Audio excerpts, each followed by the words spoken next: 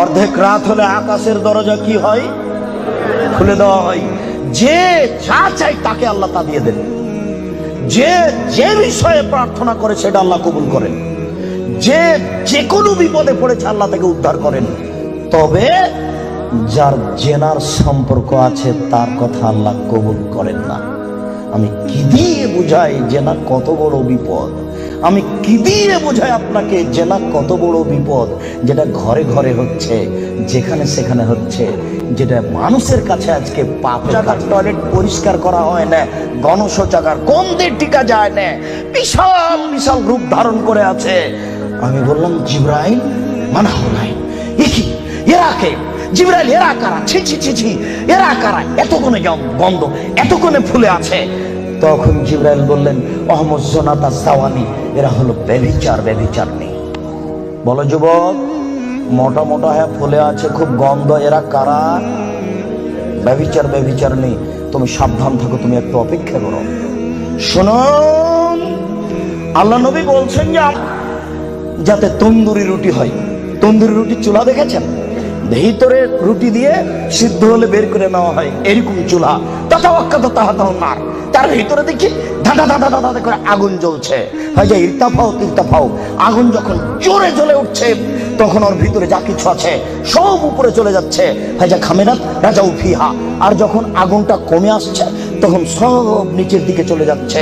ফিহারে জালুন অনিসাউন ওরাতন, তাতে দেখি পুরুষ এবং নারী জমা ধরে আছে উলঙ্গ অবস্থায়, পরনে কাপড় নেই কারো, এভাবে জমা ধরে আছে উলঙ্গ অবস্থায়। আগুন যখন জোরে চলে উঠছে দাদা দাদা দাদা করে উপরে চলে যাচ্ছে, আবার যখন আগুন কমে যাচ্ছে তখন নিচের দিকে চলে যাচ্ছে। আর উপরে উঠলে মনে হচ্ছে যেন বের হয়ে পড়ে যাবে। দেখে সেখানে পুরুষ এবং নারী উলঙ্গ অবস্থায় জ্বলছে। আমি বললাম জিবরাইল মানাউলা এরা কারা? তখন জিবরাইল বললেন অহমদ জনা, তারা হলো ব্যভিচার, ব্যভিচারনি। আল্লাহ নবী বলেছেন যেসব মহিলারা জেনায় লিপ্ত হবে ওদের লজ্জায় স্থানের গন্ধে জাহান্নামীরা জাহান্নামে টিকতে পারবে না। যেসব মহিলারা জেনায় লিপ্ত হবে ওদের লজ্জায় স্থানের গন্ধে জাহান্নামীরা জাহান্নামে টিকতে পারবে না। যেসব মহিলারা জেনায় লিপ্ত হবে ওদের লজ্জায় স্থানের গন্ধে জাহান্নামীরা জাহান্নামে টিকতে পারবে না। মুহাম্মদ সাল্লাল্লাহু আলাইহি সাল্লাম বলেছেন। শুনুন সম্মানিত দিনী ভাই, আবু হুরায়রা রাদিয়াল্লাহু তাআলা আনহু বলেন রাসূল সাল্লাল্লাহু আলাইহি সাল্লাম বলেছেন আল বিকরু বিল বিকরি জিলদু ওয়া তাগরিবু সানা। অবিবাহিত ছেলে মেয়ে যদি জেনায় লিপ্ত হয় তাহলে তাকে 100 লাঠি পিটিয়ে এলাকা থেকে 1 বছরের জন্য তাড়িয়ে দিতে হবে। তিনি বলেন আস-সাইবু বিস-সাইবর রাজম। বিবাহিত পুরুষ নারী যদি জেনায় লিপ্ত হয় তাহলে তাকে ইট ঢেল পাথর দিয়ে মেরে মেরে মেরে ফেলতে হবে। এদেশের লাখো ভাবিকে ইট ঢেল পাথর দিয়ে মেরে ফেলতে হবে যারা দেবরের সাথে জেনায় লিপ্ত হয়েছে। এদেশের লাখো দুলাভাইকে ইট ঢেল পাথর দিয়ে মেরে ফেলতে হবে যারা সেলিকার সাথে জেনায় লিপ্ত হয়েছে।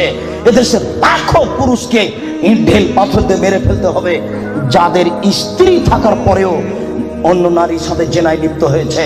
এদেশের লাখো নারী বেহায়া বেশরমা লজ্জাহীনা নারী যারা স্বামী বাড়িতে থাকার পরেও অন্য পুরুষের সামনে নিজের পরনের কাপড় খুলে উলঙ্গ অবস্থায় জেনায় লিপ্ত হয়।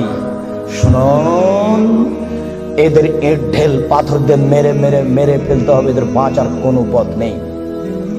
রাসূল সাল্লাল্লাহু আলাইহি সাল্লাম বলেন 3 শ্রেণীর মানুষকে হত্যা করতে হয়, তবে 2 শ্রেণীর মানুষের বাঁচার পথ আছে।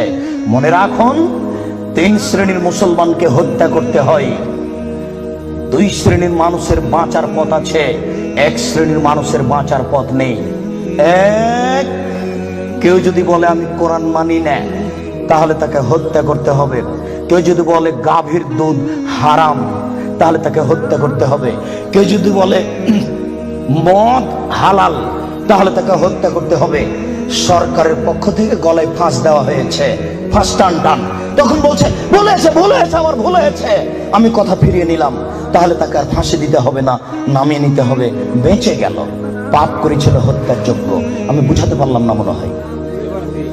2, কেউ যদি কাউকে হত্যা করে তাহলে তাকে হত্যা করতে হবে, এর নাম কিসাস। এই ছেলে, তোমার দাদার বয়স 90 বছর, তাহাজ্জুদ পড়ে ফজরের টাইমে বের হচ্ছিল মসজিদে নামাজ পড়তে যাবে। কালকে তোমার দাদাকে একটা ছেলে গালি দিয়েছে। তাহাজ্জুদ পড়তে বের হওয়ার সময় দেখো ওই ছেলেটা তোমার দাদা এক থাপ্পড় দিতে ছেলেটা মারা গেছে। এখন তোমার দাদাকে কেসাস স্বরূপ ফাঁসি দিতে হবে সরকারের পক্ষ থেকে, তবে তোমার দাদার বাঁচার পথ আছে। ওই ছেলেটার বাপ মা যদি বলে আচ্ছা যাক আমাদের ছেলেকে মেরেছে আমরা মারবো না, তাহলে তোমার দাদা বেঁচে গেলেন। কথা কি বুঝাতে পেরেছি? 3 রাজুলুন জানা বাদা হেসানিন, কে যদি বিবাহ করার পরে জেনায় লিপ্ত হয় তাহলে তাকে হত্যা করতে হবে, তার বাঁচার কোনো পথ নেই।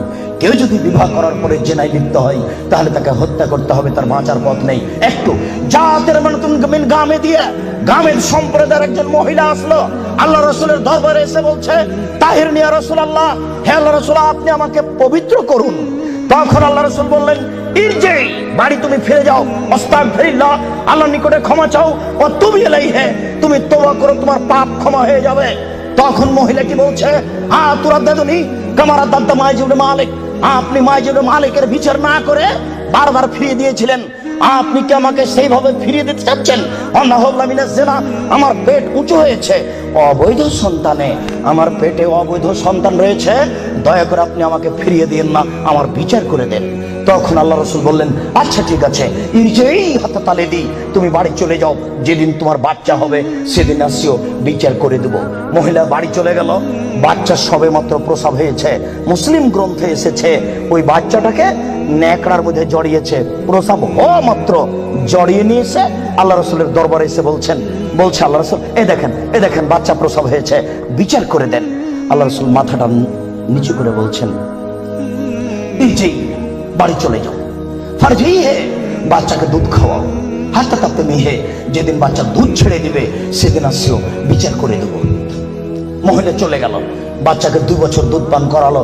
2 বছর পরে মহিলা বিচারালয়ে উপস্থিত, অফিয়াদেহি কেসরাত খুমসিন, এমত অবস্থায় বাচ্চার হাতে এক টুকরা রুটি রয়েছে। এই রুটি প্রমাণ করে বাচ্চা খাদ্য খেতে পারে। ওয়াসাদাহু বেয়াদি রাজুলিন মিনাল মুসলিমিনা, আল্লাহ রাসূল ওই ছেলেটাকে একজন মুসলমানের হাতে সমর্পণ করলেন, বললেন যাও তুমি এই ছেলেটাকে লালন পালন করো।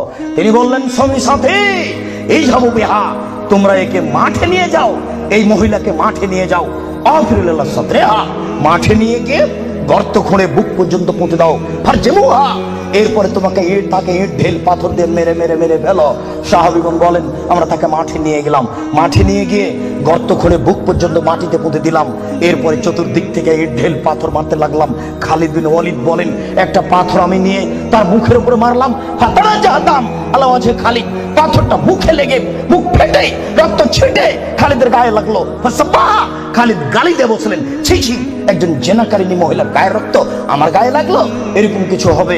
আল্লাহ রাসূল বললেন মারে রে খালিদ তুমি গালি দিও না, লাগা তাওবাতা লাউ তাওয়া সায়মাকসিন লা গফিরা লাহু।